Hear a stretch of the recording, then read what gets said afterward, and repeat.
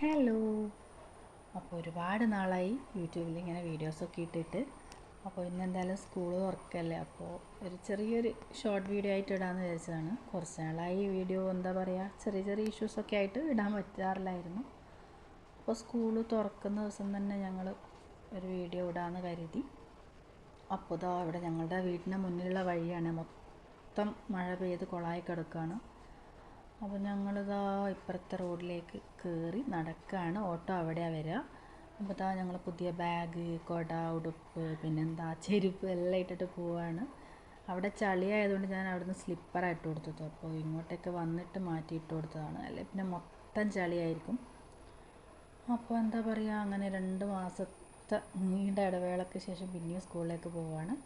അങ്ങനെ വലിയൊരു മടിയൊന്നും കാണുന്നില്ല. എന്താ പറയണ്ട, വേറെ പ്രശ്നങ്ങളൊന്നുമില്ല. സാധാരണ ചെറിയൊരു മടിയൊക്കെ ഉണ്ടാവാറുണ്ട്, ഇപ്പം അങ്ങനെയൊന്നും കാണുന്നില്ല. എന്തോ അങ്ങനെ അങ്ങ് പോട്ടെ. പിന്നെന്താ, ഞങ്ങൾ കുറേ ഫോട്ടോസൊക്കെ എടുത്ത് അവിടുന്ന്.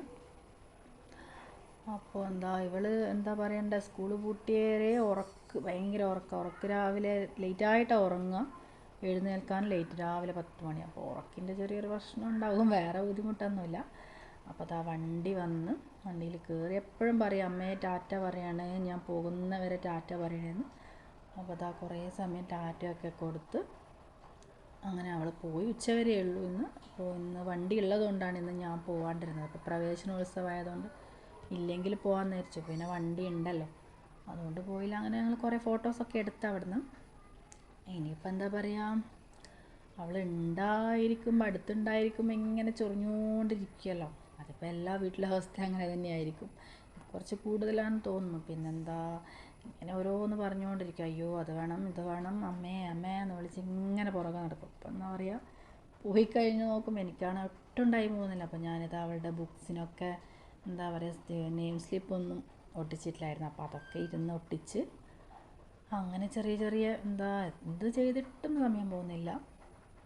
കുറേ നടന്നു, അങ്ങോട്ട് നടന്നു. പിന്നെന്താ, തുണിയൊക്കെ എടുത്ത് ഇരിച്ച് മടക്കിയൊക്കെ വെച്ച്, എന്നിട്ട് ഒരു രക്ഷയില്ല, സമയം പോകുന്നേ ഇല്ല. എന്തായാലും ഉച്ചവരെയല്ലേ ഉള്ളൂ. കുറച്ച് ദിവസം എന്തായാലും ഇനിയിപ്പോൾ ഈ ഒരു ബുദ്ധിമുട്ടുണ്ടാകും. അതിപ്പോൾ ഈ 2 മാസം നമ്മുടെ അടുത്ത് നിന്നിട്ട് പെട്ടെന്നൊരിതാകുമ്പോൾ അത് എല്ലാവർക്കും അങ്ങനെ തന്നെ ആയിരിക്കും. ഇനിയിപ്പോൾ എന്താ പറയണ്ട, എന്ത് ചെയ്യണം എന്നറിയാണ്ട് അങ്ങോട്ടും ഇങ്ങോട്ടും നടക്കുകയാണ്. അപ്പോൾ അതാ അവിടെ നിന്ന് എന്തൊക്കെയോ അവളുടെ പെൻസിൽ ബോക്സൊക്കെ എടുത്ത് നോക്കുകയാണ്. അങ്ങനെ എന്താ പറയേണ്ടത്, അങ്ങനെ സ്കൂളിൽ എന്തായാലും സ്കൂളിൽ പോട്ടെ, മടിയൊന്നും ഇല്ലാണ്ട് പോയില്ലോ, അത് തന്നെ വലിയ കാര്യം. അപ്പോൾ ചുമ്മാ അടുത്താണ് ഒരു വീഡിയോ. അപ്പോൾ നല്ലൊരു അടുത്ത വീഡിയോ വീണ്ടും കാണുന്നത് വരെ